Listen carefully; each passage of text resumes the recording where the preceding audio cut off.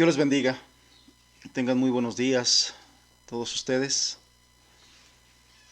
Eh, un domingo más en el que el Señor nos permite reunirnos alrededor de su palabra, poder ser enseñados por Él, poder ser ministrados por Él, poder ser exhortados por Él. Y qué bueno es esto, porque de sus hijos, de la iglesia, el Señor anhela, desea, su deseo y su voluntad es nuestra santificación, como lo dice el apóstol Pablo en la carta a los tesalonicenses. Y para quien no le conoce, su voluntad es que no perezca, sino que proceda al arrepentimiento.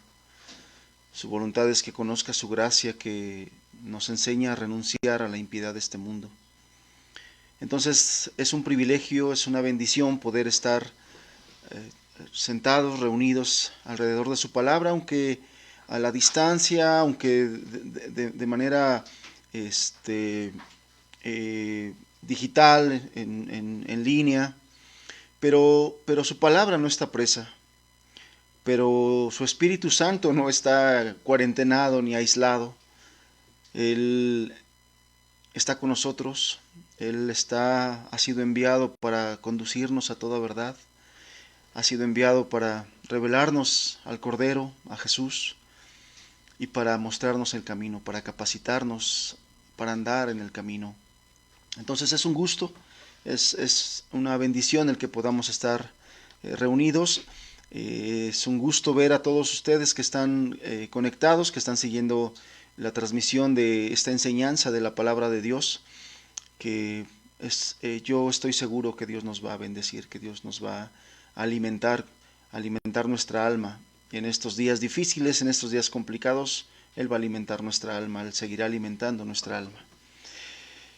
Bien, vamos a dar inicio. Yo quisiera que comenzáramos, que me acompañara ahí en su lugar, a hacer una breve oración pidiéndole a Dios su ayuda, su bendición para este día, para que este no sea un día en el que solamente prendimos la transmisión, escuchamos algunas palabras, sino que sea un día relevante en nuestras vidas, sea un día en el que el Señor nos hable, nos ministre, nos enseñe, nos bendiga.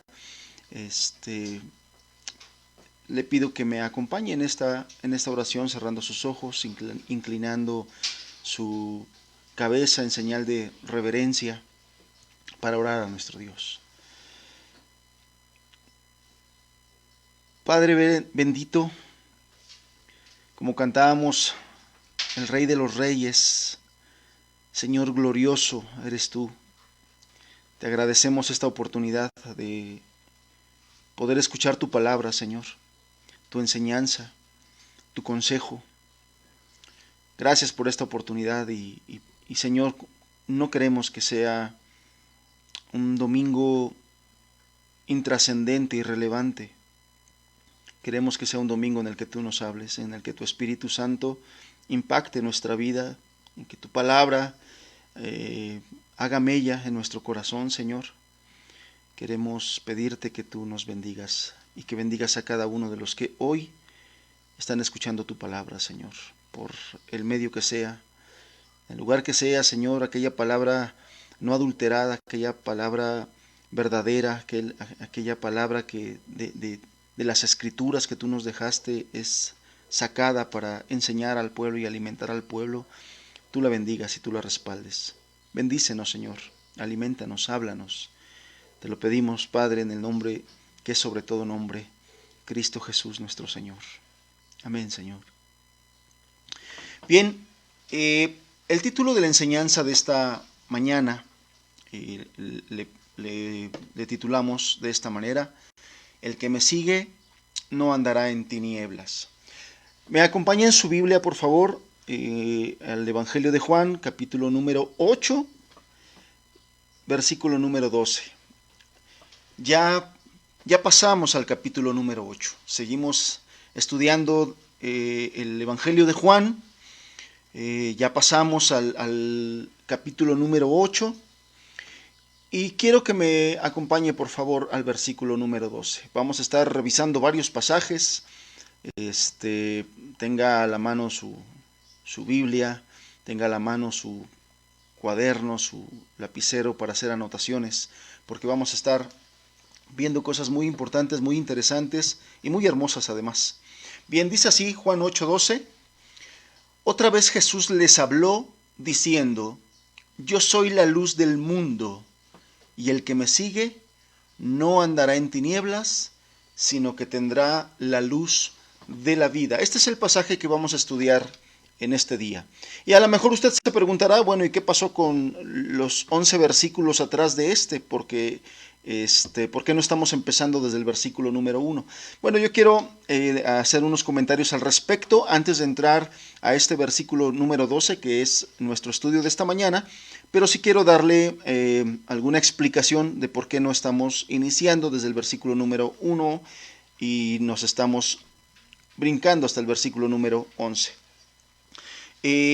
Sucede que el conocido pasaje de Juan 8, del 1 al 11, donde se nos narra aquel episodio donde los fariseos le llevan a Jesús a una mujer que había sido sorprendida en el mero acto del adulterio, ¿no? Había sido sorprendida en el acto mismo del adulterio, y bueno, Jesús les responde.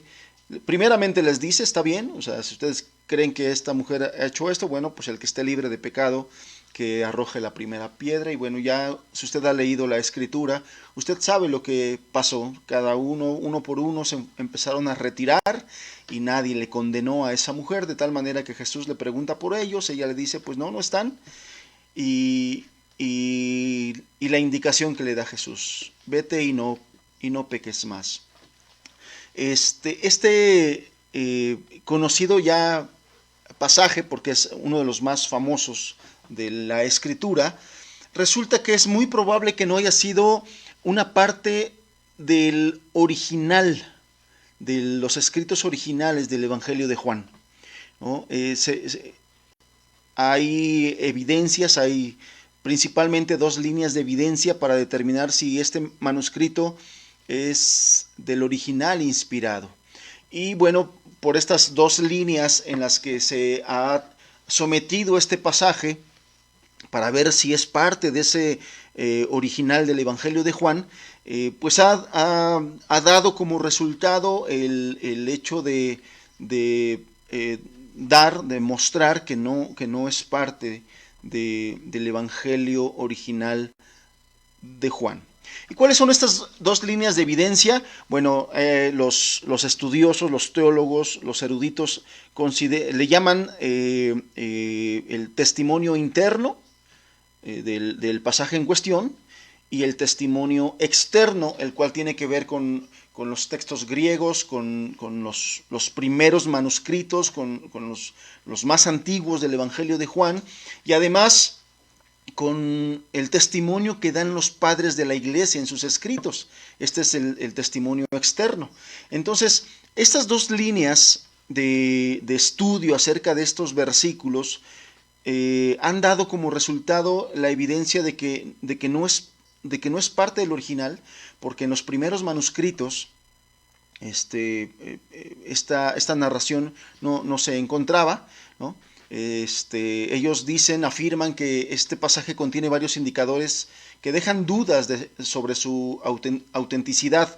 Me refiero a ser parte de los primeros manuscritos y de la narrativa que Juan trae en todos estos versículos que ya hemos venido estudiando. La evidencia interna que tiene que ver con el pasaje en sí, tiene que ver con la ubicación donde insertaron esta historia de la mujer adúltera. Es decir, los eruditos consideran que este pasaje interrumpe el flujo del pensamiento de la sección que Juan está hablando desde el capítulo número 7. Es decir, el capítulo número 7 de donde nosotros empezamos a estudiar que Jesús fue a aquella fiesta importante, la fiesta de los tabernáculos, y empezó a hablar con la gente.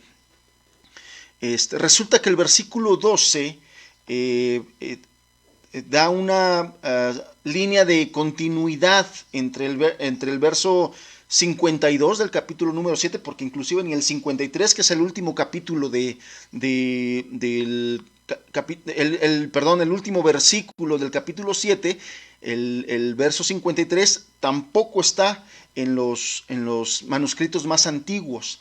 Entonces el verso 12 consideran ellos que es la línea de continuidad entre el verso 52 del capítulo 7 y el verso número 12, de tal manera que Jesús sigue hablando con esas mismas personas con las que habló en la fiesta de los tabernáculos, a las cuales Él les dijo: si alguno tiene sed, venga a mí y beba. Porque después en el verso 12, que es el que vamos a estudiar, ahí él les da otro testimonio y les dice: yo soy la luz del mundo. Y bueno, esto ahorita que iniciemos nuestro estudio lo vamos a explicar. Pero esta es una evidencia.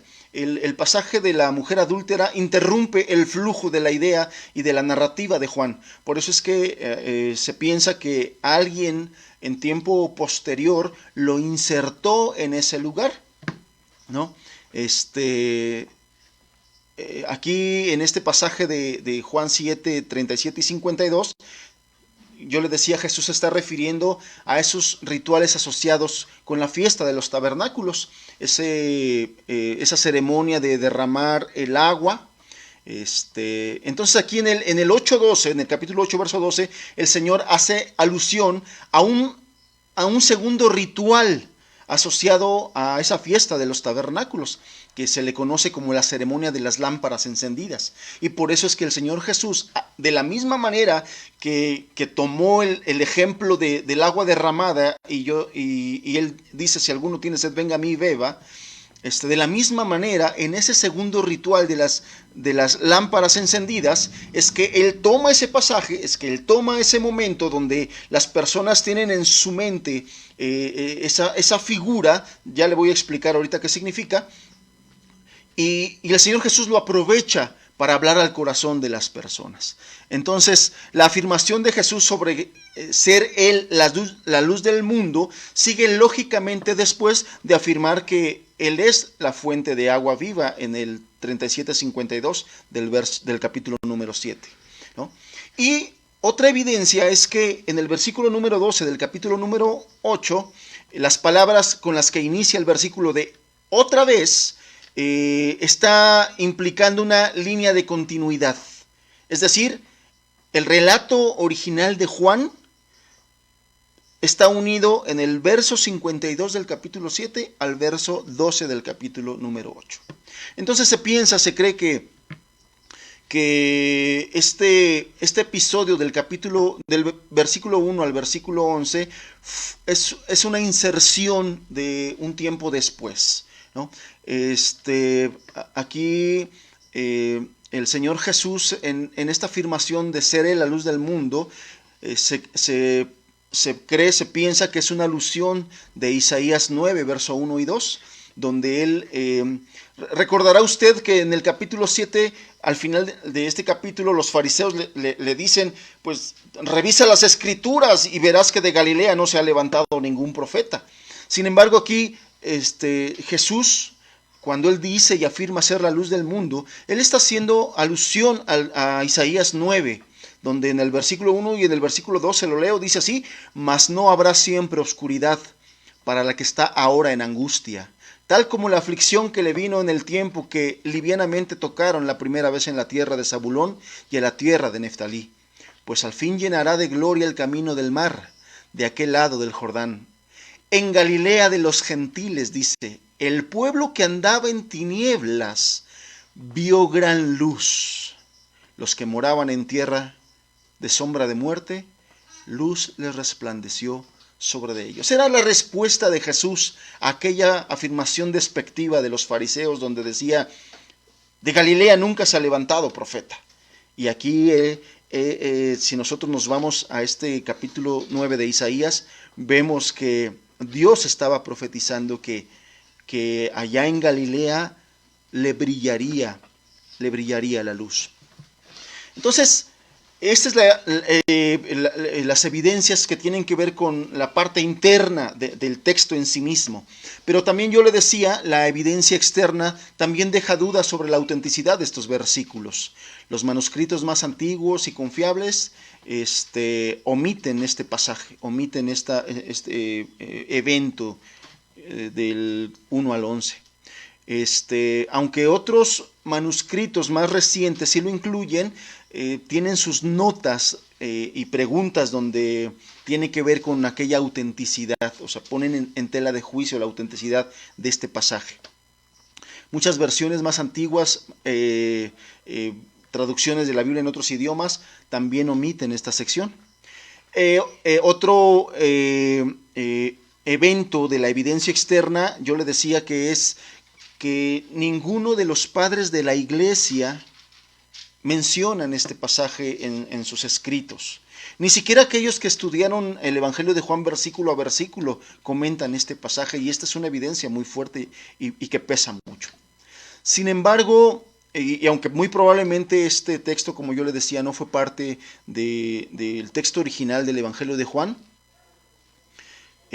también es importante hacer notar algo. O sea, porque a lo mejor esto puede poner algunas dudas en su pensamiento y decir, bueno, entonces, ¿qué tan confiable es la Biblia? ¿Qué tan confiable es el libro que nosotros tenemos y que le llamamos palabra de Dios? Bueno, aunque acabo de decir que en los manuscritos más antiguos no existe y que muy probablemente fue una inserción de los escribas y que lo insertaron en ese lugar y que a lo mejor no iba en ese lugar,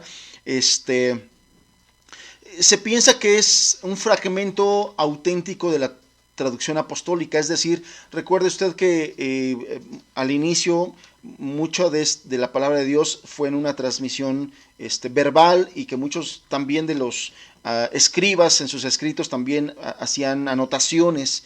Entonces, aunque acabo de decir todo esto que le acabo de decir, también se cree que sí es un acontecimiento real de la vida de Cristo.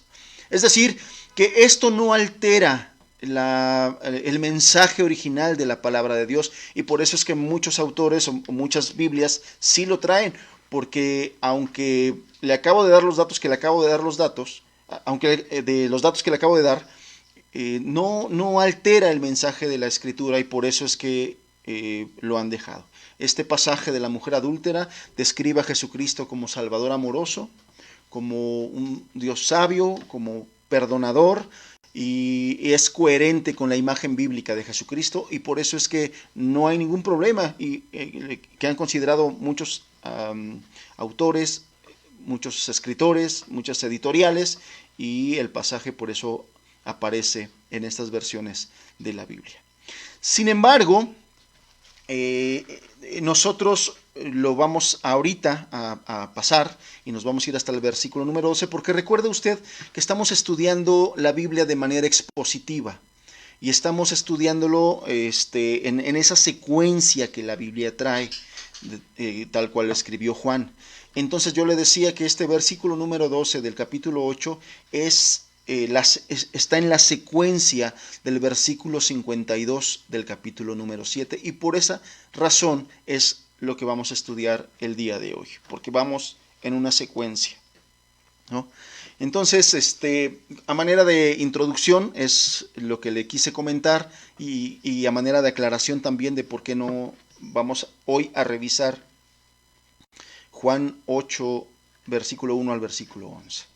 Entonces, bien, vamos a iniciar, otra vez leemos el versículo número,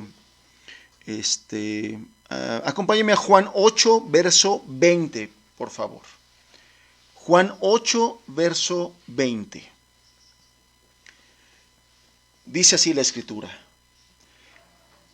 estas palabras habló Jesús en el lugar de las ofrendas, enseñando en el templo, y nadie le prendió, porque aún no había llegado su hora. ¿Por qué estamos leyendo ahorita el verso 20? Porque aquí nos ubica en el lugar y en el momento, ¿no? Este versículo es importante porque nos ubica en el lugar y en el momento. Nos dice el verso 20 que Jesús habló estas palabras en el lugar de las ofrendas, enseñando en el templo. Y nadie le prendió porque aún no había llegado su hora. Entonces Jesús estaba, dice, en el lugar de las ofrendas. Fíjese que revisando la literatura, revisando algunos comentarios, revisando algunos diccionarios, encontré con que hay autores que piensan que este día era el mismo día de aquel momento en que Jesús había dicho a las personas: si alguno tiene sed, venga a mí y beba. Pero ese acontecimiento fue durante el día. Y este acontecimiento que estamos leyendo nosotros fue durante la noche, y ahorita le voy a explicar por qué. Aquí nos dice el verso 20 que estaba en el lugar de las ofrendas. El lugar de las ofrendas era un lugar del templo donde estaban las cajas de las ofrendas, ubicado en una sección del templo llamado el patio de las mujeres, que era el segundo patio del templo de adentro hacia afuera, ¿no? Y se le llamaba así porque era parte del templo, la parte interna en la que podían acceder las mujeres de manera normal. Por eso se le llamaba así, el patio de las mujeres, y ahí se encontraba el lugar de las ofrendas, porque ahí estaban las cajas de las ofrendas. Entonces esto indica claramente que esta sección que estamos estudiando es una continuación de Juan 7:52, ¿no? Y donde muy probablemente, le digo, es en el mismo día, pero en la noche, en el mismo día donde Jesús había dicho que él era, si alguno tenía sed, fuera él. El patio de las mujeres era un lugar ideal para esta enseñanza de Cristo, porque era un lugar público y era un lugar donde había mucha gente, muy ocupado, donde afluían muchas personas. Y además el Sanedrín se reunía en un salón muy cercano, donde casi a una distancia donde la voz del Señor les era audible. Entonces era un lugar excelente, era un lugar muy apropiado para esta enseñanza de Cristo. Entonces, este pasaje nos ubica perfectamente. Nosotros seguimos en el escenario de la fiesta de los tabernáculos, ¿no? En esa fiesta, la tercera fiesta más importante de los judíos. Jesús ya había hablado, ya se había presentado ante la multitud, ya había hecho ese gran llamado glorioso que estudiamos en las semanas anteriores. Ya se había presentado esa confrontación de personas, ¿no? Donde unas personas estaban a favor de Cristo y otras estaban en contra, y ya se había dado esa confrontación de la cual nos habló el hermano Julio la semana pasada. Y bueno, llegamos entonces al versículo número 12. Dice el versículo número 12: otra vez Jesús les habló diciendo: yo soy la luz del mundo, el que me sigue no andará en tinieblas, sino que tendrá la luz de la vida, ¿no? Ya le decía yo, esta palabra, esta frase de otra vez, aparece aquí para ligar este momento con el último momento del capítulo 7. Cuando Jesús decía ser Él la luz del mundo, y esto es importante que entendamos qué es lo que estaba transmitiendo a las personas, porque dice el versículo: yo soy. Jesús les habló otra vez diciendo: yo soy la luz del mundo. Esta es una declaración sumamente importante y de la cual Juan es recurrente en citarla y en registrarla en su evangelio. Jesús le dice a las personas: yo soy la luz del mundo. Y cuando Jesús hacía esto, cuando Jesús habla de estas palabras, Él lo que está afirmando de una manera muy clara es que Él es Dios. Y quiero yo mostrárselo, y quiero demostrárselo a través de algunos pasajes. Jesús aquí a las personas les estaba diciendo de una manera muy clara: yo soy Dios, tal cual Él se venía identificando durante todo el Evangelio de Juan, como lo hemos venido enfatizando. El Evangelio de Juan trae el propósito de dejarnos de una manera muy clara que Jesús es el Cristo, el Hijo de Dios, es uno, igual a Dios, ¿no? Y entonces aquí Jesús lo está afirmando de manera muy clara y de manera muy contundente. ¿Por qué? El verso 12 que estamos estudiando, Jesús afirma, yo soy la luz del mundo. Si me acompaña en su Biblia al Salmo 27, vamos a revisar varios pasajes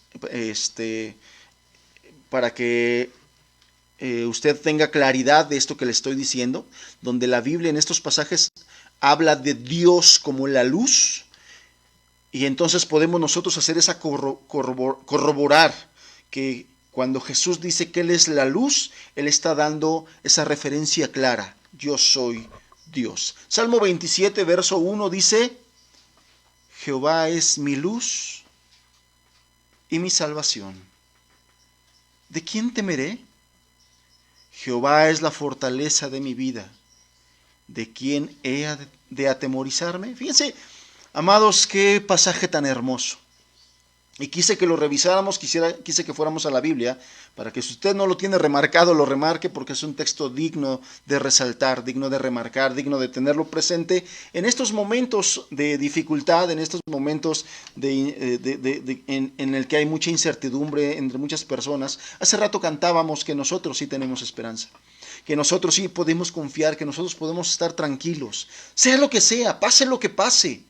Porque como personas nosotros estamos expuestos a la enfermedad. Por supuesto que estamos expuestos a la enfermedad. Por supuesto que nos puede dar COVID. Por supuesto que nos puede dar coronavirus, puesto que somos humanos. Estamos inmersos en esta sociedad. Y yo quisiera, hermanos, que en este momento nosotros tuviéramos claridad de eso.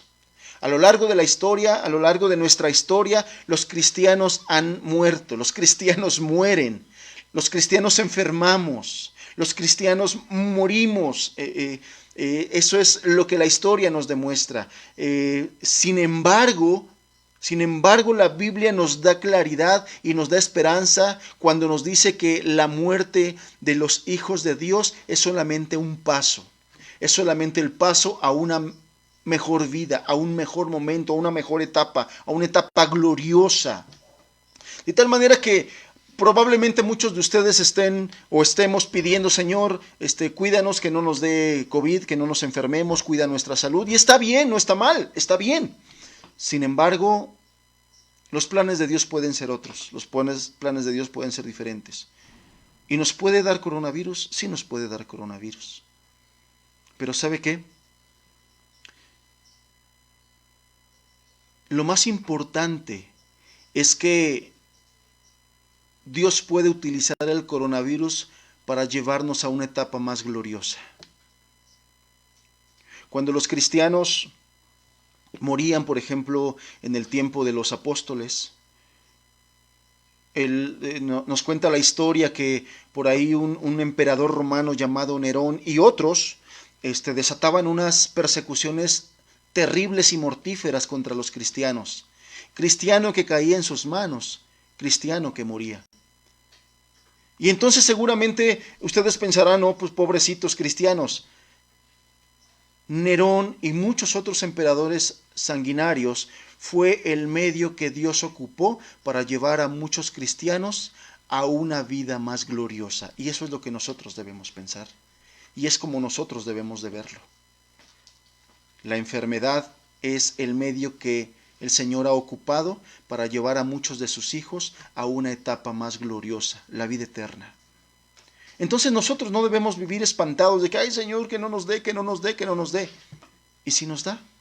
¿Y si el Señor ocupa de esto para llevarte a una vida más gloriosa? ¿Te enojarás con Él? ¿Te decepcionarás de Él porque no te cuidó del coronavirus, porque no te cuidó del COVID? Creo que nuestra mente debe ser renovada con la palabra de Dios. Creo que nuestro entendimiento de las cosas y de cómo hace Dios las cosas debe ser renovada conforme a la palabra de Dios. Entonces, decíamos esto por el Salmo 27, verso 1. Jehová es mi luz y mi salvación. ¿De qué temeré? Jehová es la fortaleza de mi vida. ¿De quién he de atemorizarme? Fíjese que el pasaje aquí, el salmista está gloriándose, regocijándose en la salvación. Cierto es que la salvación aquí en la tierra nos trae muchísimos beneficios, pero el beneficio más glorioso de la salvación no está en esta tierra. El beneficio más glorioso de la salvación es cuando esa salvación tiene que ver con vida eterna, con la vida después de la muerte. Jehová es mi luz y mi salvación. ¿De quién temeré? ¿Del coronavirus? ¿Del COVID? ¿De la crisis económica? Jehová es la fortaleza de mi vida. ¿De quién he de atemorizarme? ¿De la crisis económica que está siendo anunciada por muchas personas, que está siendo pronosticada por muchas personas? ¿De eso hemos de atemorizarnos? ¿Pero por qué? Si dice aquí, Jehová es la fortaleza de nuestra vida. Si de veras el Señor es la fortaleza de nuestra vida, no tenemos por qué atemorizarnos. Pero bueno, el énfasis que yo quería mostrarle es, Jehová es mi luz. Aquí está diciendo la Escritura, en este pasaje de los Salmos, Dios es luz. Compárelo con lo que Jesús dijo y afirmó, yo soy la luz. Si me acompaña en su Biblia a Isaías 60, por favor acompáñenme en su Biblia a Isaías 60, vamos a ver otro pasaje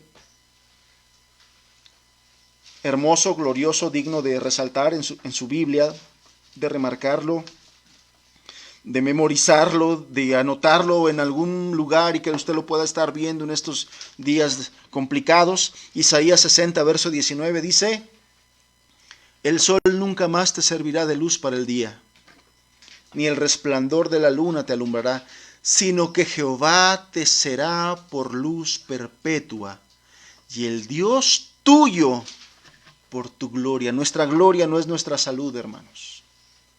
Nuestra gloria no es nuestra estabilidad económica. Nuestra gloria es el Dios nuestro. Nuestra gloria es que el Señor, a pesar de lo que éramos, a pesar de lo que fuimos, a pesar de nuestro pecado y de nuestra maldad, a pesar de que nos encontró donde nos encontró, en el lugar más oscuro, Él está con nosotros. Él es nuestro mayor tesoro. Él es nuestra luz. Él es nuestra gloria, dice aquí Isaías 60, verso 19. Sino que Jehová te será por luz perpetua y el Dios tuyo por tu gloria. Qué hermosos pasajes. Qué precioso. Ahora acompáñeme al Nuevo Testamento para ver un testimonio similar, pero ahora en el Nuevo Testamento, en la primera carta de Juan, capítulo 1. Primera carta de Juan, capítulo 1. Dice así, el versículo número 5, yo le comentaba que íbamos a estar teniendo varios pasajes, entonces hay que aprender a ser diestros en la búsqueda de la Biblia.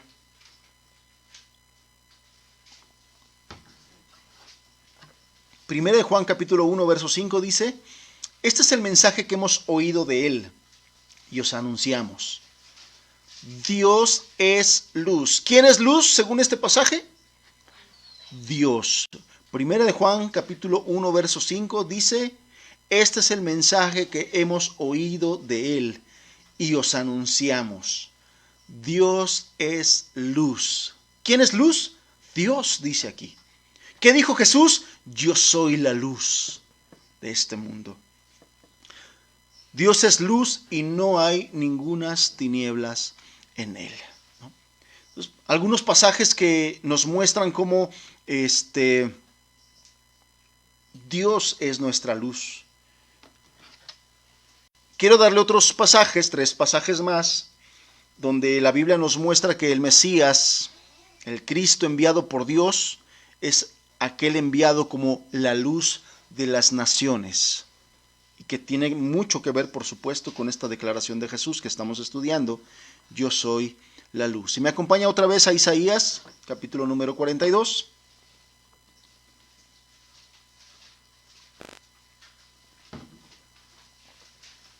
Isaías 42 dice así el verso 6.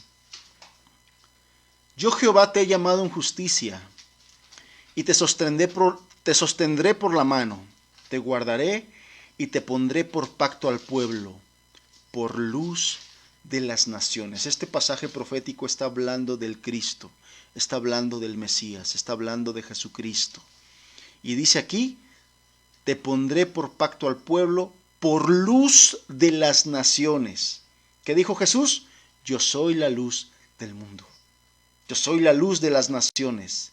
Y aquí dice el Señor, te pondré por luz de las naciones. Aquí mismo en Isaías 49, verso 6, Isaías 49, verso 6.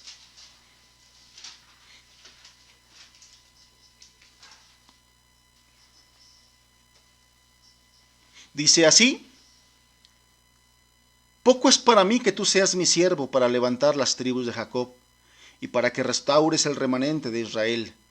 También te di por luz de las naciones, para que seas mi salvación hasta lo postrero de la tierra.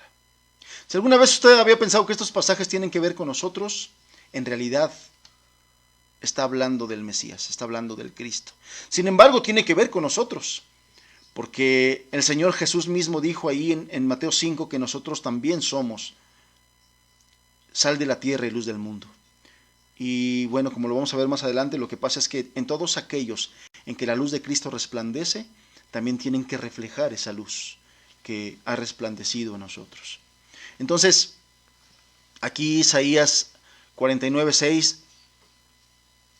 dice: también te di por luz de las naciones, para que seas mi salvación hasta lo postrero de la tierra. Último texto al respecto, Malaquías capítulo 4, verso 2. Malaquías 4, verso 2. Dice así: mas a vosotros los que teméis mi nombre, nacerá el sol de justicia, y en sus alas traerá salvación, y saldréis y saltaréis como becerros de la manada. Una palabra profética de la salvación a los seres humanos. Y dice: mas a vosotros los que teméis mi nombre, a todos aquellos que tememos al nombre de Dios, viene una profecía y una promesa: nacerá el sol de justicia. ¿Quién es ese sol de justicia? Jesucristo. Y en sus alas traerá salvación. ¿Por qué es Jesucristo? Porque solamente en Jesús hay salvación.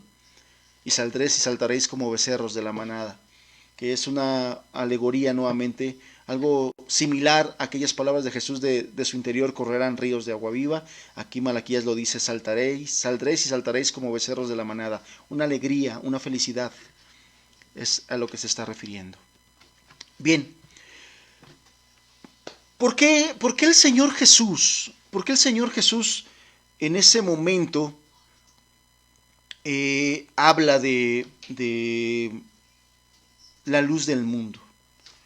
¿Por qué habla de la luz del mundo? Porque vivimos, amados, porque vivimos en un mundo oscuro, en un mundo que ha sido eclipsado por la gran sombra del pecado. Y así ha sido desde el principio de los tiempos.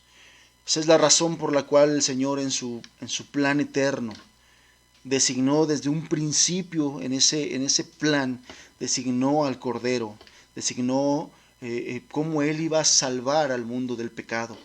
Este mundo desde el principio de la historia ha estado eclipsado por la gran sombra del pecado. Las personas perdidas a nuestro alrededor buscan con afán la verdad. Sin embargo, nos damos cuenta que no les es fácil encontrarlo. ¿Y por qué no les es fácil encontrar? Porque viven en una ceguera espiritual. Su pecado las ha cegado.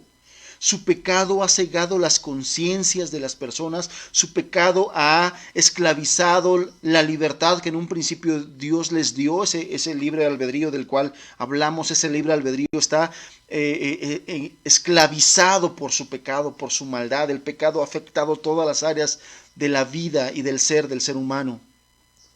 Entonces, esa es la razón por la que, aunque algunos quisieran una vida mejor, apartada del pecado, no quieren el camino que el Señor les ofrece, no quieren el camino de la verdad, no quieren el camino de la palabra de Dios, no quieren a Jesucristo, rechazan a Jesucristo, quieren otras formas más fáciles, quieren, como el día de hoy, quieren pensamiento positivo, quieren confesión positiva, quieren coaching, quieren algunas recetas fáciles de cómo ser feliz en 10 pasos. Eso es lo que busca la gente, pero no quieren el camino seguro a la felicidad, por su ceguera espiritual, por la esclavitud que tienen del pecado.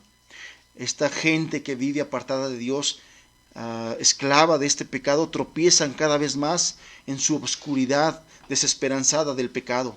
Están totalmente atrapados en los lazos de la inmoralidad, de la idolatría, de la amargura, de los vicios. Están atrapados, están enjaulados, están atrapados en aquellas obras infructuosas de las tinieblas, como nos lo dice el apóstol Pablo en la carta a los Efesios. Quiero que veamos, quiero mostrarle, hablando de estas tinieblas de las que habló Jesús. Él dijo, yo soy la luz del mundo, el que me sigue no andará en tinieblas. ¿A qué tinieblas se refiere Jesús cuando dijo estas palabras? ¿A qué se está refiriendo? ¿Qué significan esas tinieblas? Bueno, nuevamente, así como lo mostré con algunos pasajes que Dios es la luz, Jesús es la luz, quiero que veamos cómo la Biblia muestra esas tinieblas en las que viven las personas que están alejadas de Dios, que no han tenido la verdadera fe que salva. Si usted me acompaña a Proverbios capítulo 2, verso 13. Proverbios capítulo 2.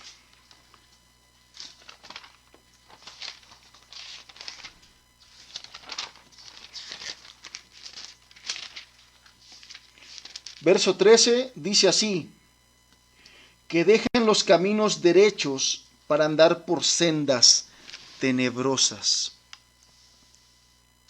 Dios mira a los pecadores que andan en tinieblas como aquellos que dejan los caminos derechos para andar por sendas tenebrosas. Aquí mismo en Proverbios 4, verso 19,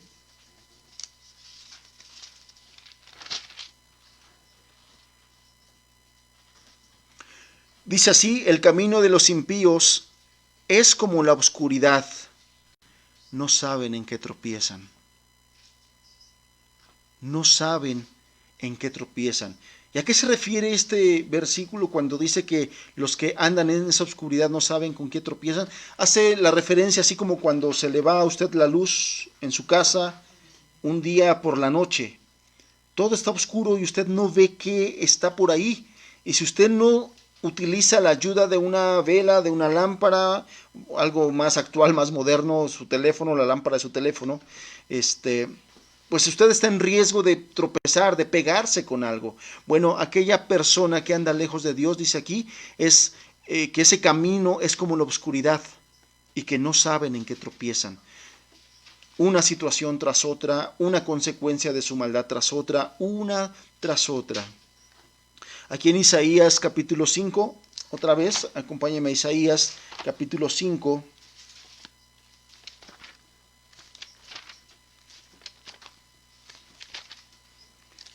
Isaías 5,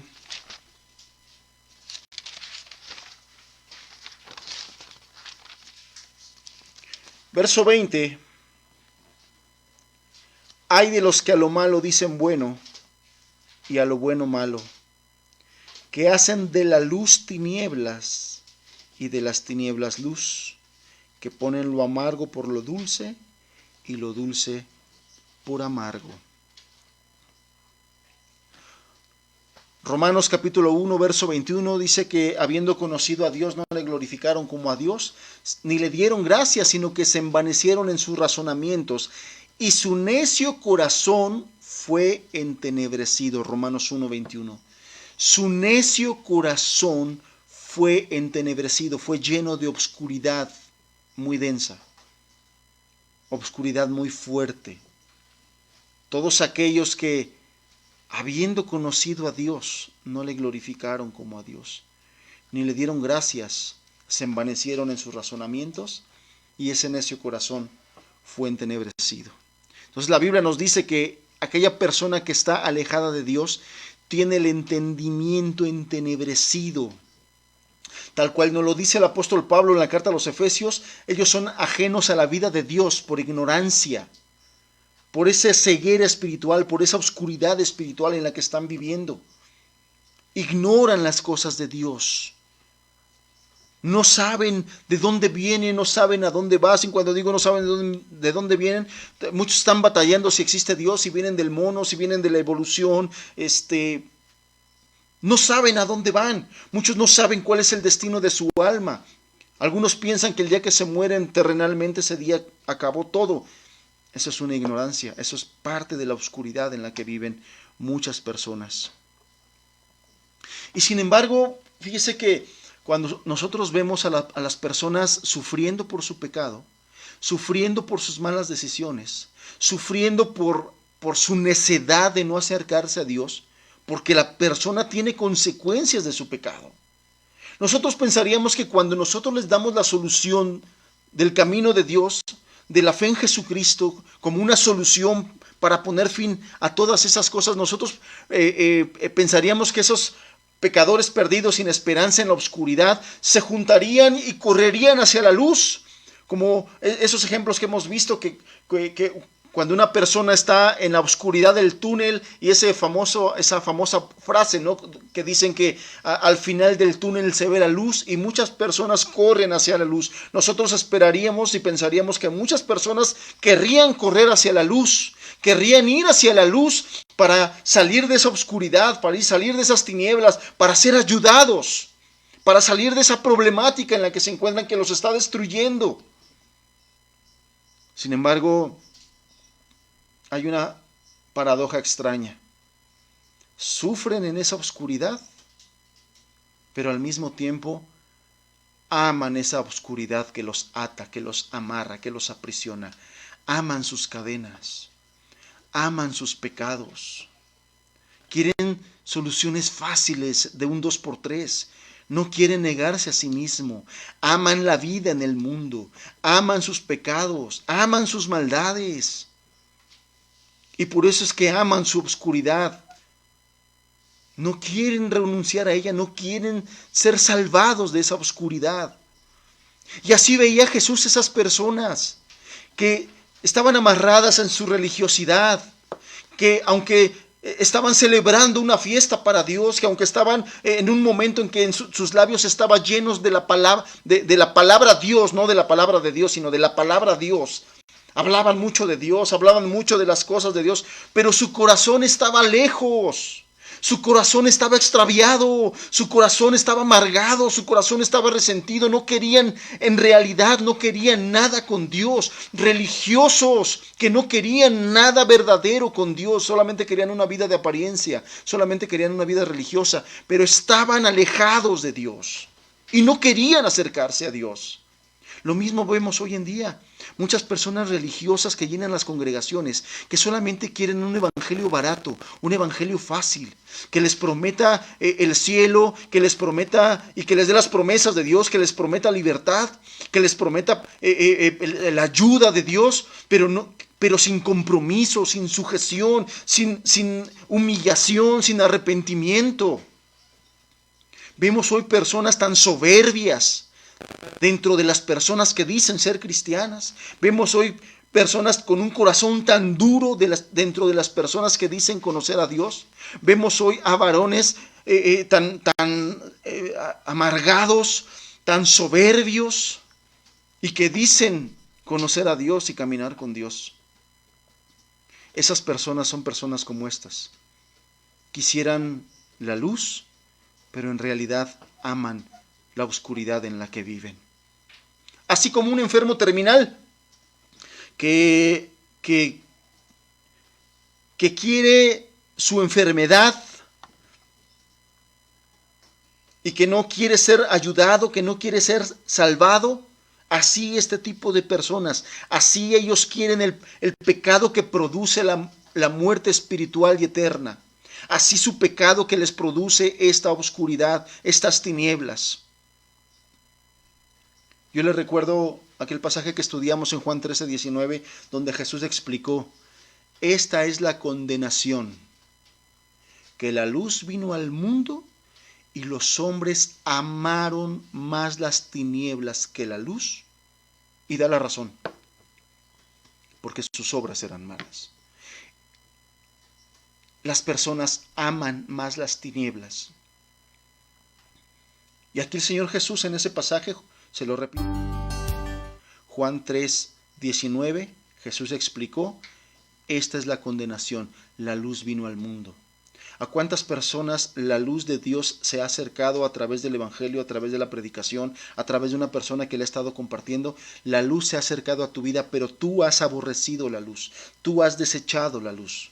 El día de hoy, en nuestras redes sociales, invitamos a la gente a que escuche la palabra de Dios, a que se acerque a Jesús. El día de hoy muchas invitaciones llegan. El día de hoy, en esta cuarentena por esta pandemia, la mayoría de las iglesias y muchas iglesias verdaderas están transmitiendo mensajes ungidos, mensajes de parte de Dios, mensajes del cielo, están siendo transmitidas de tal manera que las personas que viven en tinieblas solamente es cuestión de que se metan a su Facebook y busquen ahí tantito, porque ni siquiera es complicado, y se van a encontrar con alguna iglesia que está transmitiendo la palabra de Dios, pero ¿sabe qué? No quiere. Yo mismo entre mis contactos comparto la palabra, la invitación a la palabra de Dios, saben que estamos transmitiendo, no quieren.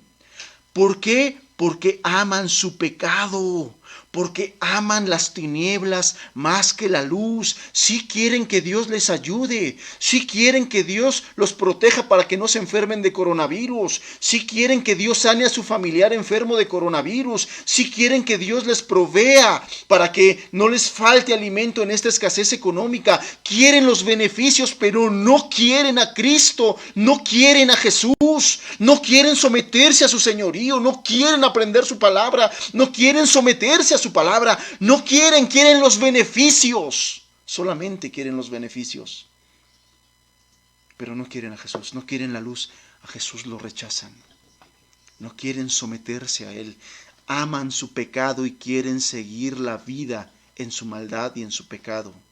Quieren seguir en su religión muerta que no les ha ayudado en nada les ha ayudado.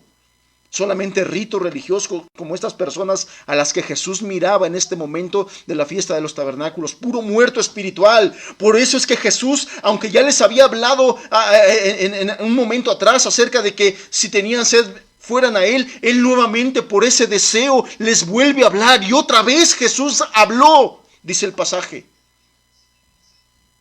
porque miraba a la gente muerta, amando su pecado, amando su pecado. En ese pasaje que estudiamos hace algunas semanas de Juan 7:37, Jesús se presentó como la fuente de agua viva. Aquí Jesús se presenta con otra afirmación asombrosa sobre Él. Él es la luz del mundo. Él es, escúchame bien lo que te digo, Él es la luz que puede alumbrar la oscuridad de tu vida. A todos aquellos que me están escuchando y que el día de hoy no han sido salvos. Y también aquellos que tienen mucho tiempo escuchando la palabra de Dios, pero que no han sido salvos. Escucha lo que Jesús te dice. Las tinieblas que hay en tu vida, Él las puede disipar porque Él es la luz del mundo. Él puede ser la luz de tu vida. Él quiere ser el que alumbre tu vida. Él quiere ser el que te libere de la esclavitud de tu maldad, el que te dé un nuevo corazón. Él quiere ser el que haga eso. Aquí la analogía de la luz, así como la anterior metáfora que compartió el Señor Jesús en Juan 7:37, era también muy relevante en esta fiesta de los tabernáculos. Quiero decirte que la ceremonia diaria en el transcurso del día, es decir, cuando había luz, era la de derramar agua. Y ahí fue donde Jesús compartió la metáfora del agua viva. Pero también tenía su contraparte por la noche, en esa ceremonia de alumbrar con lámparas. En ese mismo patio de las mujeres en que Jesús hablaba, nos dice la historia de la tradición judía que en ese patio de las mujeres se alumbraban con 4 grandes candelabros para iluminar el cielo nocturno como un reflector. Se nos dice que la luz era tan brillante que un escritor judío de aquellos tiempos lo declaró de esta forma: no había un patio en Jerusalén que no reflejara su luz. ¿Por qué celebraban los judíos y por qué se hace esto en aquella celebración? Bueno, era un recordatorio. Así como el derramar el agua de del ritual anterior tenía su significado, tenía que ver con la bendición del agua, por dar gracias por la bendición del agua, de la lluvia, del alimento, inclusive por las cosechas, la siembra, las cosechas y todo ello. También este ritual de encender estas lámparas tenía su significado, y esto era recordar cómo Dios guió al pueblo de Israel en el desierto a través de la columna de fuego. Y a través de eso recordaban lo que Dios hizo, cómo los guió por la noche con la columna de fuego, y era también una acción de gracias, ¿no? Al recordar esto, ellos querían agradecerle a Dios lo que hizo en aquel tiempo. Era un ritual tan importante también, tan especial, que el pueblo completo, el pueblo reunido ahí, inclusive los líderes de mayor rango, de mayor dignidad, se nos dice que en ese momento de ese ritual bailaban gozosos, danzaban en una danza exuberante alrededor de los candelabros durante la noche. Las personas sostenían antorchas ardientes en sus manos y cantaban canciones de alabanza a Dios. Era un momento muy particular, espectacular, muy importante. Y es en este trasfondo de la ceremonia cuando Jesús hizo el anuncio sorprendente de ser Él la verdadera luz del mundo. Imagínense, la gente recordando cómo Dios, en forma de columna de fuego, libró al pueblo de Israel. Todos ellos alrededor de unas antorchas, muchos de ellos cargando antorchas. Y Jesús les dice, esa no es la verdadera luz. Esa no es la verdadera luz. La verdadera luz que pueda alumbrar tu vida, dirigirte, conducirte por caminos y sendas de verdad, aquí está. Soy yo, les decía Jesús. Soy yo, les decía Jesús. Amados hermanos, si este pueblo recordaba cómo Dios en forma de columna de fuego les guió durante ese desierto, y era un recordatorio que a ellos les alegraba tanto, de tal manera que se ponían a danzar y a cantar de manera muy particular, de manera muy efusiva. ¿Cuánto nosotros debemos ser agradecidos por el hecho de que Dios nos ha alumbrado nuestras tinieblas?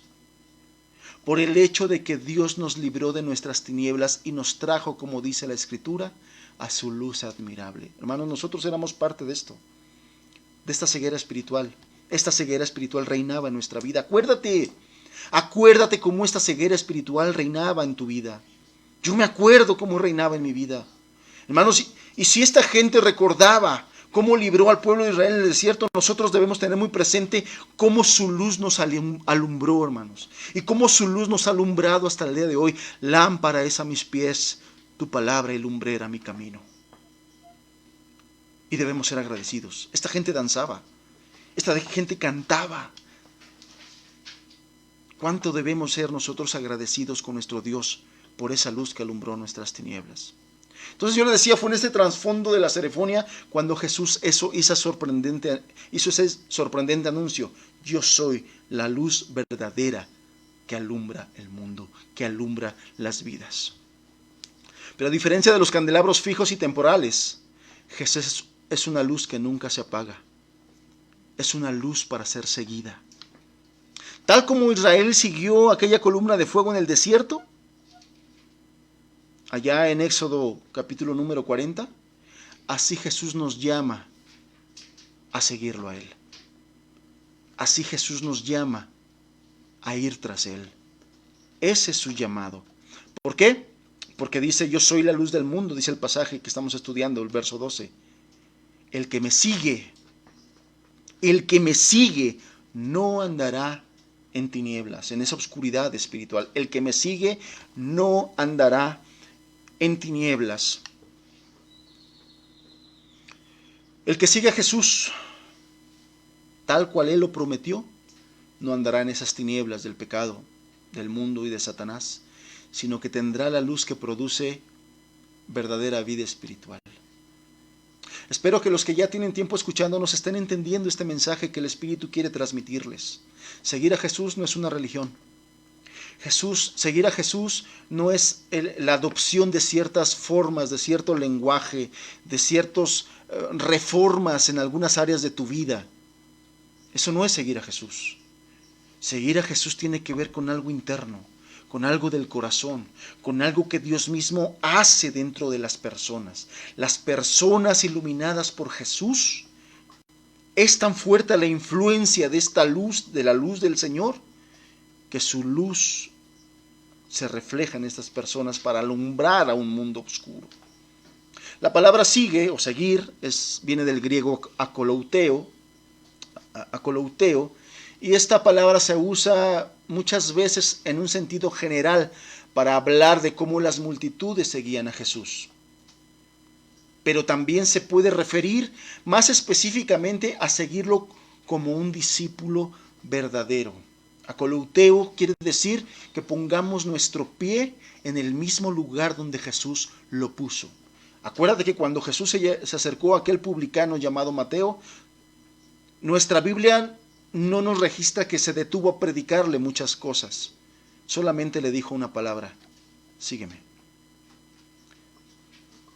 Y como Mateo entendió perfectamente lo que Jesús le estaba queriendo decir, él renunció a todo, renunció a sus negocios, renunció a su fortuna, renunció a su vida de pecado, porque era un publicano, renunció a todo y fue tras Jesús como un fiel siervo. De tal manera que al día de hoy hemos sido bendecidos por el Evangelio que escribió Mateo, inspirado por el Espíritu Santo. De tal manera que nos cuenta la historia que ese publicano traidor a los judíos, pero que decidió seguir a Jesús así tal cual lo estamos escuchando ahorita, selló su compromiso con Dios, selló ese discipulado con el martirio. Mateo fue asesinado en un lugar lejano a Jerusalén, predicando el Evangelio. Entonces akolouteo se refiere a un discipulado genuino y verdadero. No solamente a una idea vaga de seguirlo como alguien que escucha su palabra pero que no pone por obra.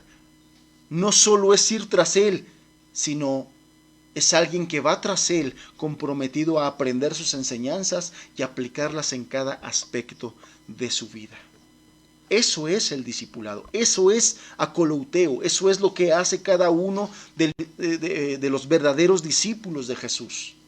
No solamente es decir yo soy cristiano, no solamente es decir yo me conecto a la reunión o cuando se podía congregar yo me congrego. No solamente es eso.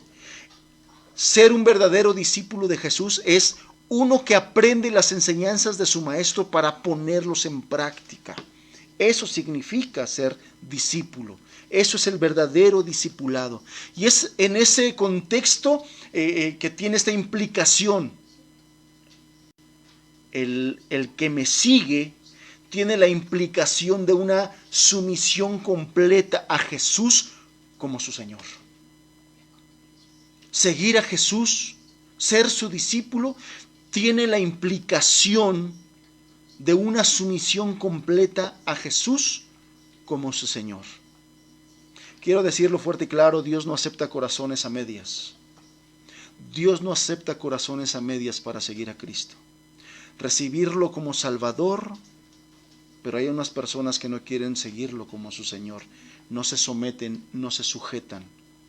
Sí quieren la vida eterna que Jesús ofrece, pero no quieren la obediencia que la Biblia demanda. Dios no acepta eso. Dios no acepta corazones a medias. La persona que viene a Jesús lo hace y lo debe hacer en los términos de Dios, no en los términos de cada uno de nosotros. O es así, o Dios no lo hace. Este discipulado, este seguir a Jesús, es totalmente contrario y no tiene nada que ver con aquellos chocantes principios del evangelismo, y lo digo entre comillas, que tienen lugar en muchas congregaciones del día de hoy, donde te ponen y te enseñan un evangelio fácil, donde te enseñan un evangelio sin compromiso, donde te enseñan un evangelio sin santificación, donde te enseñan un evangelio sin sacrificio, donde te enseñan un evangelio o un discipulado sin renuncia al pecado y al mundo, donde te enseñan un evangelio o un discipulado sin compromiso verdadero con Dios, sin consagración. No tiene nada que ver con eso. este llamado de Jesús a seguirlo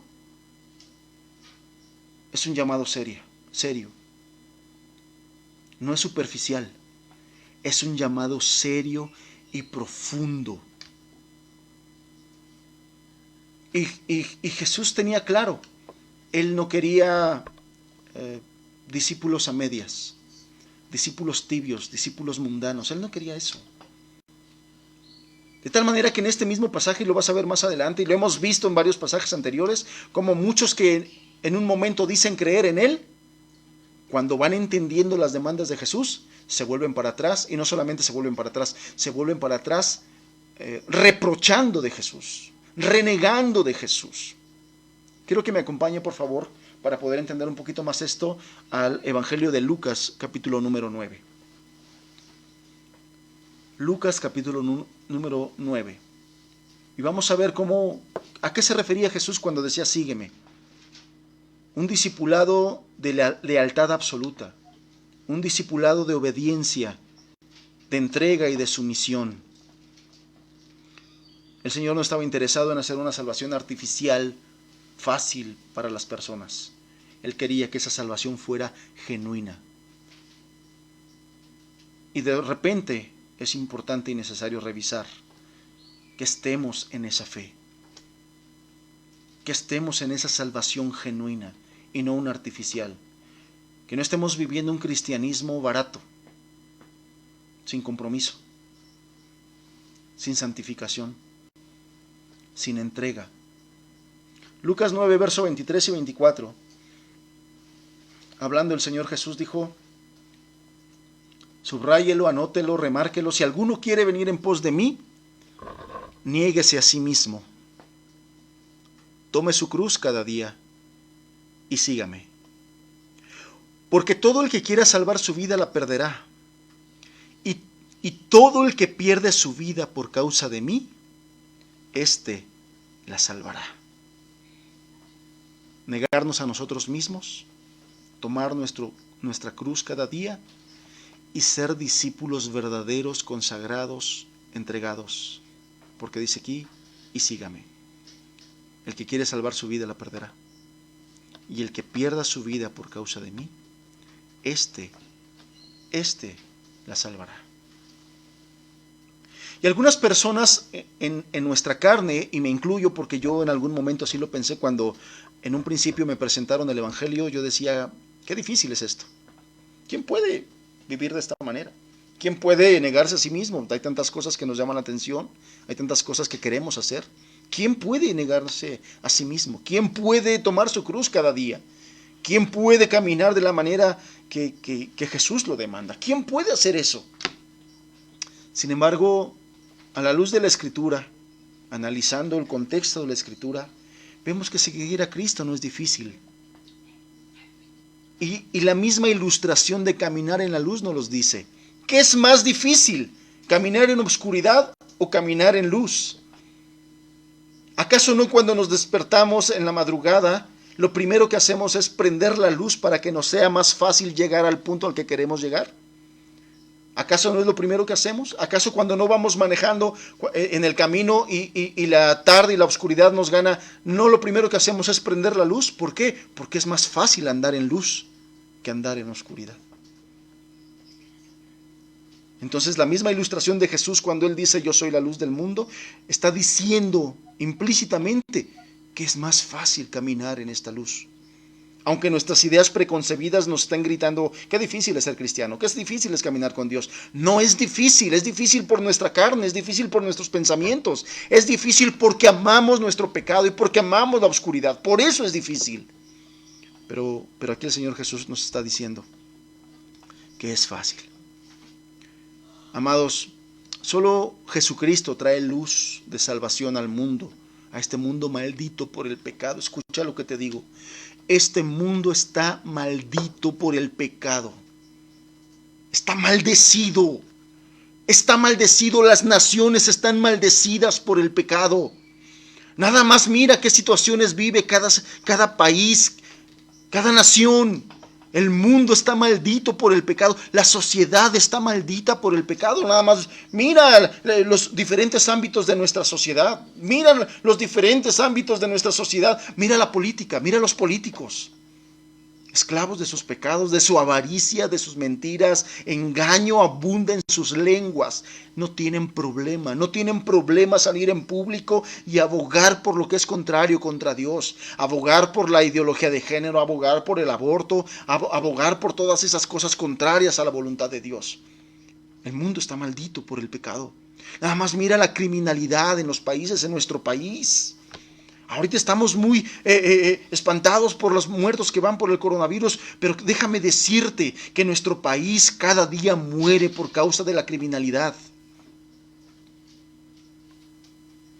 Nuestra nación está maldita por el pecado.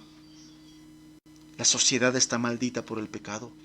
El posmodernismo es una maldición para las naciones. Mira nada más cómo las naciones están adoptando el homosexualismo como algo normal. Están rechazando el matrimonio instituido por Dios y están queriendo adoptar sus propias ideas diabólicas. Mira nada más cómo la sociedad está maldita por el posmodernismo, por la posmodernidad. Mira cómo se está levantando hoy ideologías como el feminismo, el machismo, que es un lastre en las familias. De la misma manera que el feminismo, cómo las naciones levantan su mano a favor del aborto. Los políticos salen a favor del aborto. Nuestra sociedad está maldita por el pecado, la inmoralidad, destruyendo a los jóvenes, destruyendo las familias, destruyendo los matrimonios. Mira las familias, matrimonios destruidos, devastados. Nuestra juventud, ¿qué decir de nuestra triste juventud? Devastada por el pecado, esclavizados por el pecado. El mundo está maldito por el pecado y por eso vive en tinieblas. Jesús dijo, yo soy la luz del mundo. Yo soy la luz del mundo. Jesús es la luz verdadera para la oscuridad de la falsedad. En un mundo tan engañoso, lleno de personas tan engañosas. Jesús es la luz de la sabiduría para la oscuridad de la ignorancia. Tantas personas que viven en la ignorancia de Dios principalmente. Tantas personas rebeldes a Dios porque ignoran las promesas benditas, maravillosas de Dios. Jesús es la luz de la santidad para la oscuridad del pecado. Él es quien nos ayuda y nos transmite de su santidad. Jesús es la luz de la alegría para la oscuridad del lamento y de la tristeza. Jesús es la luz de la vida para la oscuridad de aquellos que la muerte es oscuridad. Esto es lo que implica cuando Jesús dijo, yo soy la luz del mundo, y el que me sigue no andará en tinieblas, sino que tendrá la luz de la vida. Esa luz que alumbrará tu vida para saber por dónde andar, para saber por dónde caminar, para saber cómo conducirte si eres joven, si eres soltero, para saber cómo conducirte en tu soltería, para saber cómo conducirte en tu matrimonio, para saber cómo conducirte con tus hijos, para saber cómo conducirte por la vida tomando decisiones. Y si nos equivocamos, Jesús es la luz que nos alumbra para reencontrar el camino nuevamente. Si alguna vez conociste de la palabra de Dios y el día de hoy estás extraviado, el día de hoy tu vida nuevamente está en tinieblas, Jesús es la luz que te puede llevar nuevamente al camino. Jesús es la luz que puede alumbrar tu vida. Y ese era el énfasis de Cristo cuando habló a esas personas. Yo soy la luz del mundo, yo soy la luz de tu vida, para que no sigas en tu vida de tinieblas, para que no sigas en tu vida de oscuridad, lo cual significa tu vida de pecado, de esclavitud, de amor a tu pecado, de consecuencia tras consecuencia por tus malas decisiones, por tu pecado, de tus fracasos por tu pecado, de tus derrotas por tu pecado, de la soledad por tu pecado. Jesús puede alumbrar las tinieblas de tu vida. Jesús puede alumbrar las tinieblas de tu vida. Si tú le sigues, si tú buscas en la palabra de Dios cómo ir a Jesucristo, tú tendrás la luz de la vida, alumbrado por Dios, alumbrado por su palabra. Tendrás claridad y guía. Tendrás la alegría de ser alumbrado alegría que muchos de nosotros sin merecerlo hemos obtenido. Por gracia de Dios, nuestra vida fue alumbrada, nuestras decisiones fueron alumbradas, por gracia de Dios. Por último, quiero hablarle a mis hermanos, hablarle a la iglesia. Jesús dijo: el que me sigue no andará en tinieblas. El que me sigue no andará en tinieblas, sino que tendrá la luz de la vida. Hermanos, esta luz que está en nosotros por Jesucristo, ¿de verdad está haciendo la diferencia con aquellas personas que no tienen esta luz? Yo quiero recordarte y quiero pedirte que me acompañes a Isaías 60. Acompáñame, por favor, al capítulo 60 de Isaías.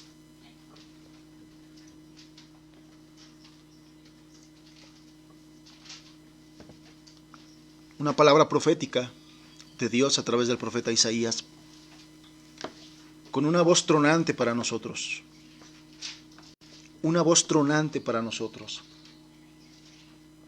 Una voz tronante para aquellos que estamos diciendo y que hemos dicho que ya hemos seguido a Jesús, que estamos siguiendo a Jesús. Y como consecuencia de este pasaje, de esta promesa, ya no andamos en tinieblas, sino que andamos y tenemos la luz de la vida, como lo prometió Jesús en este versículo número 2. Dice Isaías 60, versículo 1 al 3. Levántate, resplandece. Hermanos, pon atención a estas palabras de Jesús, del Señor, perdón. Y ponle atención en el contexto en el que estamos viviendo el día de hoy. Levántate, resplandece, porque ha venido tu luz y la gloria de Jehová ha nacido sobre ti. Porque he aquí que tinieblas cubrirán la tierra y obscuridad las naciones. ¿Tú crees que esta palabra es una palabra para nuestros días? Por supuesto que es una palabra para nuestros días. Porque la oscuridad y las tinieblas de las naciones cada día son más, cada día son mayores, cada día son más densas, cada día hay mayor oscuridad en las naciones. Y cuando hablo de las naciones, hablo de las personas en las naciones. Hablo de los seres humanos en las naciones. Su mente, su corazón está lleno de estas tinieblas, como lo hablamos el día de hoy. Y Dios a nosotros nos está diciendo: iglesia, iglesia, levántate. Iglesia, resplandece en este momento de oscuridad, en este momento en que la mayor parte de las personas de la tierra están llenas de tinieblas, están esclavizadas de tinieblas por su pecado. Levántate, iglesia, resplandece, iglesia. Porque tinieblas han cubierto la tierra y oscuridad de las naciones. Mas sobre ti amanecerá Jehová. Mas sobre ti amanecerá Jesucristo, que es tu luz, que es nuestra luz. Y sobre ti, cada uno de sus discípulos, cada uno de los que nos decimos seguidores de Jesús, sobre ti será vista su gloria. Y andarán las naciones a tu luz. Otra vez insisto, las naciones quiere decir las personas. Las personas que hoy están sin esperanza. Las personas que hoy están en su ignorancia de Jesús. La gran cantidad de personas que hoy están muriendo por COVID y que están muriendo en sus tinieblas y que están muriendo en sus pecados y que están muriendo sin esperanza y que están muriendo en condenación. Andarán las naciones a tu luz y los reyes al resplendor de tu nacimiento. Que el Espíritu Santo ponga estas palabras en nuestro corazón, hermanos, hermanas. Que el Espíritu Santo ponga estas palabras en nuestro corazón, porque es hoy cuando tenemos que levantarnos y resplandecer. Porque es hoy cuando se requiere una iglesia valiente, espiritual, consagrada. Es hoy cuando se requiere una iglesia que no esté pensando egoístamente en ella. Es hoy cuando se requiere de discípulos y de discípulas, reflejando la luz de Cristo a las personas que están allá afuera sin esperanza y en obscuridad. Se requiere hoy. Si es cierto que estamos resguardados, si es cierto que estamos en cuarentena, si es cierto que debemos ser prudentes, pero no podemos escondernos, pero no podemos callarnos. La gente allá afuera está bajo un trato de Dios y nosotros acá estamos bajo un trato de Dios. Y Dios está viendo quién se levantará para ser vallado alrededor de ellos. Y Dios está esperando que la iglesia se levante y resplandezca, porque ya ha venido nuestra luz, porque ya la gloria de Jehová ha nacido sobre nosotros. Esto es, Jesús en nosotros, el Espíritu Santo en nosotros. Esto es. Y en medio de naciones donde las tinieblas la han cubierto, mas sobre ti amanecerá Jehová, dice, y sobre ti será vista su gloria. Esa luz que está en ti, hermano, hermana, de tal manera, está en ti de tal manera que está reflejando a otros. La luz de Cristo que está en ti está llegando a otros. ¿La estás reflejando? ¿La estás reflejando? ¿La estamos reflejando?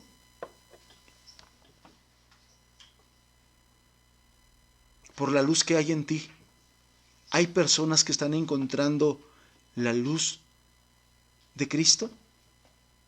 Son preguntas que debemos respondernos cada uno de nosotros, hermanos. Jesús prometió en estas palabras, en este verso 12. Jesús prometió aquí que el que le sigue no andará más en tinieblas. El que le sigue no andará más en tinieblas. Esta luz que está en nosotros está reflejando el mundo, hermanos. Esta luz que está en nosotros y que Dios nos ha dado, porque es gracia de Dios, está alumbrando a otros. Hermano, escucha lo que el Espíritu Santo te dice hoy. Nos dice a cada uno de nosotros: levántate, resplandece. Hoy levántate y resplandece. En esta pandemia levántate y resplandece. En este momento estamos en un trato de Dios para que nos levantemos y resplandezcamos. Levantémonos, hermanos. Consagrémonos, hermanos. Ocupemos sabiamente el tiempo. Dios quiere que resplandezcamos. Dios quiere que las naciones anden a nuestra luz. Dios ha prometido que sobre nosotros amanecerá Jehová y en nosotros sería vista su gloria.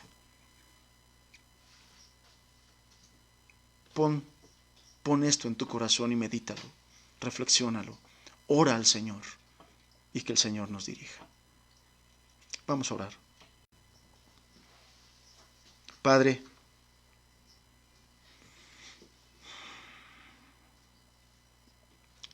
gracias por Jesucristo, a quien enviaste para darnos luz, para ser nuestra luz. Padre, gracias por Jesús, quien nos prometió que si le seguíamos, no andaríamos más en tinieblas.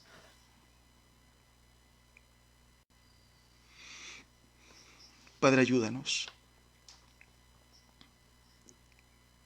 Que no pase esta crisis, esta etapa, sin que tu iglesia y que tu iglesia no se levante y no resplandezca. Padre, que en este tiempo podamos resplandecer.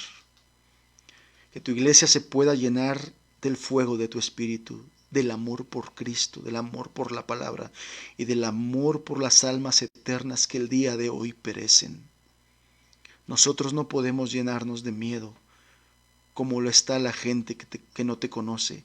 A nosotros nos has dado vida y nos has dado esperanza. Si vivimos, para ti vivimos. Si morimos, para ti morimos. Señor, los cristianos antiguos que eran perseguidos por tu palabra, por tu nombre, Señor, no tenían miedo a la muerte. Tenían miedo a renunciar, a negarte delante de los hombres. De eso tenían pavor, Señor.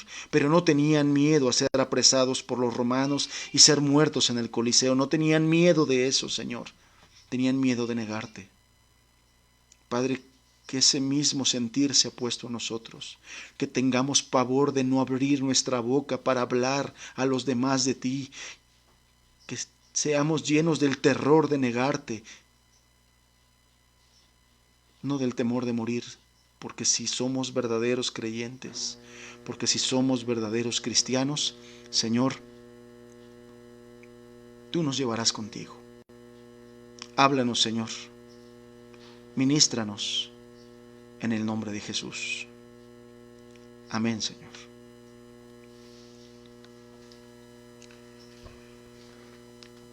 Que el Señor los bendiga y que el Señor ponga esta palabra en su corazón y que los ministre y que no nos deje en paz, hermanos, hasta que entendamos, hasta que nos levantemos, hasta que resplandezcamos, hasta que podamos ayudar a otros a llegar a la luz de Cristo. Que Dios les bendiga, que Dios les bendiga, y con el favor de Dios nos seguimos viendo, nos seguimos reuniendo para estudiar su palabra. Que Dios bendiga la vida de cada uno de los que hoy nos escucharon y estuvieron con nosotros. Hermanos, un abrazo fraternal en Cristo. Muy buenas tardes. Amén.